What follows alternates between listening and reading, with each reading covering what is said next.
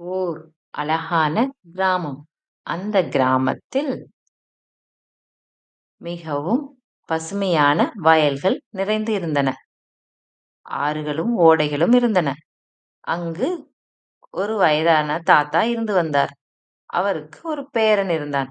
அந்த சுட்டி பேரன் மிகவும் அறிவாளி, புத்திசாலி. தாத்தாவும் பேரனும் சேர்ந்து ஜூ போலாம் என்று முடிவெடுத்தார்கள். தாத்தா பேரனை கூட்டிக் கொண்டு ஜூ பார்க்க சென்றார். நடந்து சென்றார்கள். ஜூ சென்றவுடன் என்ட்ரி டிக்கெட்டை போட்டுக்கொண்டு இருவரும் உள்ளே நுழைந்தார்கள்.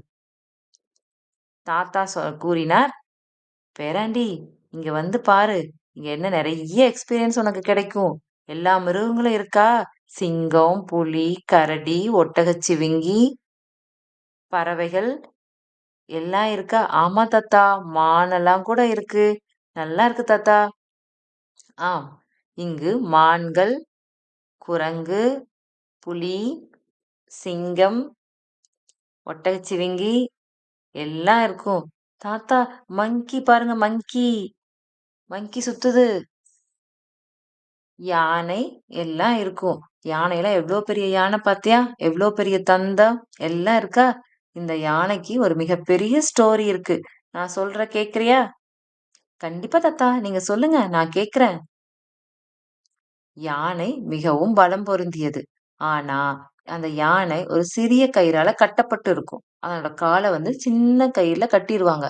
அந்த யானை நெனச்சுக்கும், இந்த கயிறு ரொம்ப ஸ்ட்ராங்கு, ரொம்ப பலமானது.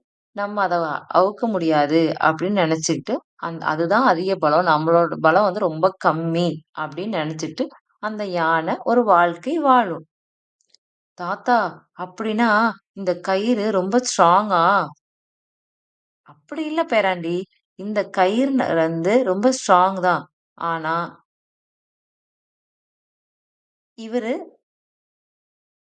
ஹாய், வாங்க இந்த குட்டி யானைய பார்க்கலாம்.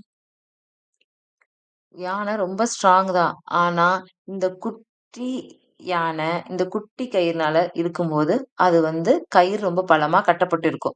அந்த குட்டி யானைனால அந்த கயிற அவுத்துக்கிட்டு ஓட முடியாது. ஏன்னா, அந்த குட்டி யானைய வந்து நல்ல ஸ்ட்ராங்கான ஒரு மரத்துல, நல்ல ஸ்ட்ராங்கான ஒரு கயிறு போட்டு கட்டிருவாங்க.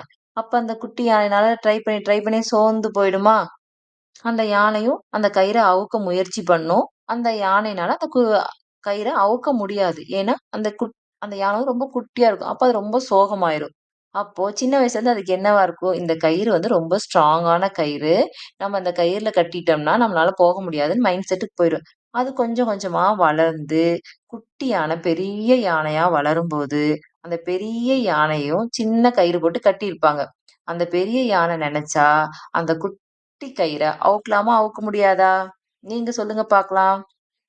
தாத்தா, இந்த பெரிய யானை இவ்வளவு குட்டி கயிறு போட்டு கட்டியிருக்காங்க. கண்டிப்பா அந்த பெரிய யானை இந்த குட்டி கயிற அவுக்க முடியுமான்னா, அவுக்க முடியும். ஆனா, இந்த பெரிய யானை இந்த குட்டி கயிற அவுக்க முடியும் அப்படிங்கின்ற விஷயம், அந்த பெரிய யானைக்கு தெரியாதுடா. ஏன்னா, அந்த குட்டி யானையா இருக்கும்போதே, அதோட மூளைக்குள்ள ஒரு விஷயம் பதிஞ்சு போயிருக்கும். அது வந்து நம்ம ரொம்ப ஸ்ட்ராங்கான ஒரு இடத்துல பின்னி பிணைஞ்சிருக்கிறோம். நம்மளால வெளிய போக முடியாது அப்படிங்கிறது பதிஞ்சிருக்கும். அந்த யானை பாவம் தாத்தா. பெரிய யானைலாம் இருந்தாலும் அதனால பாவம் இல்லன்னு.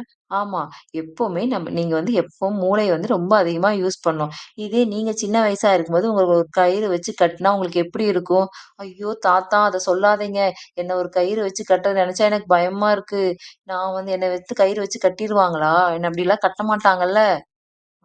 உங்கள யாருமே சின்ன கயிறு வச்சு கட்ட மாட்டாங்க. ஆனா, நீங்க சின்னதா இருக்கும்போதே கயிறு சின்ன சின்ன விஷயங்கள்லாம் வந்து தடக்கலா வரும்போது, நீங்க அத நெனச்சு பெருசா யோசிக்கக் கூடாது. எதையா இருந்தாலுமே முயற்சி பண்ணி பார்க்கணும். தாத்தா, ஜூ வந்து ரொம்ப நல்லா இருந்துச்சு தாத்தா. நெறைய பார்த்தோம், நெறைய பேசுனோம்.